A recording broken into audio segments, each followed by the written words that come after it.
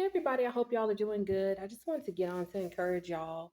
The process of waiting on God, it can really leave you feeling like giving up. I'm just going to be honest. You know, they always say, pray, trust God, wait on God, he's going to come through, right?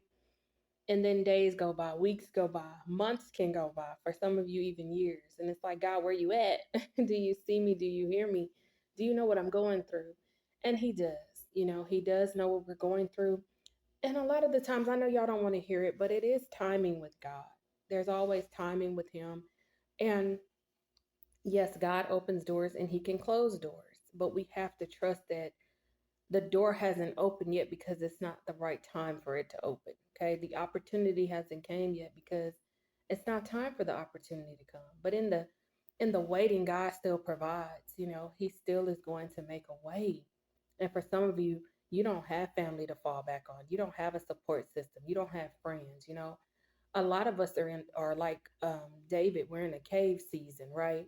We're in isolation. We're in the wilderness. And so in those seasons, and yes, David did have Jonathan, but in those seasons, it's just us and God. It's God stripping us of the familiar. It's God stripping us of our comfort, our safety, right? We're no longer able to run to the people that we used to run to, the things that we used to do, the foods that we used to eat. So for many of you, you may be in a season now of fasting, and God has you fasting regularly. He's crucifying your flesh. You got to get that flesh out of the way in order for the spirit to fully be evident in your life. Waiting on God does not mean that you don't put in the effort. Waiting on God does not mean you don't create the YouTube channel, you don't write the book, right? You don't fill out the job applications. Waiting on God means you're just waiting on Him to respond, but in the waiting, you're still moving, you're still applying yourself, you're still being about the Father's business. So I find that even in waiting, like even now, I have time to do work for the kingdom of God. But once my life changes, once doors begin to open and God begins to do a new thing in my life, now I have to put my effort and energy towards whatever He's calling me to do. But I still can't forsake my first love. I still can't forsake the assignment, the mission, the calling, you see.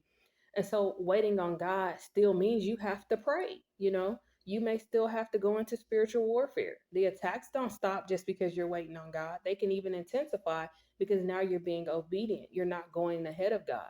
You're not saying, God, I'm going to do this on my own, in my own strength, in my own accord. No, you're waiting on God. Don't be like Abraham and Sarah.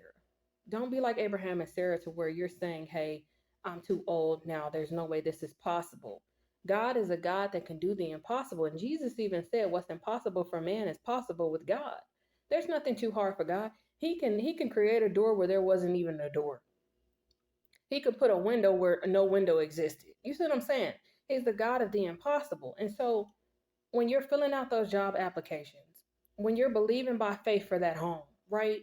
You're praying and saying, God, I need a vehicle. I'm tired of walking. I'm tired of being isolated, being in this house. I don't have any transportation, right? You're tired of your funds being low.